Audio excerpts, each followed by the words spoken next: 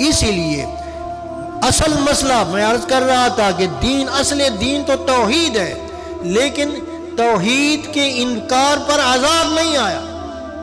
عذاب کا عنوان جو آیا ہے وہ تکذیب الرسل پر آیا ہے۔ تکذیب کیسے؟ یہ نہیں فرمایا کہ انہوں نے شرک کیا میں نے عذاب دیا، یہ براہ راست نہیں فرمایا۔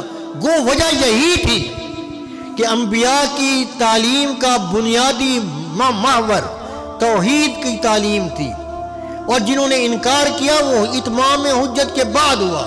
تو انبیاء کے واسطے سے چونکہ اتمام حجت ہوا، لہذا عذاب اس وقت آیا۔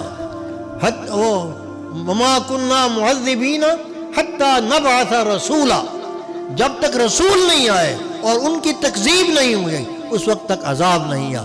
آپ دیکھیں جتنے بھی انبیاء کی امتوں پر عذاب آیا ہے، عاد اور سمود پر عنوان یہی ہے، کذبت قوم نوح المرسلین، کذبت عاد المرسلین، کذبت ثمود المرسلین، کذبت قوم لوط المرسلین، کذب اصحاب الایکۃ المرسلین۔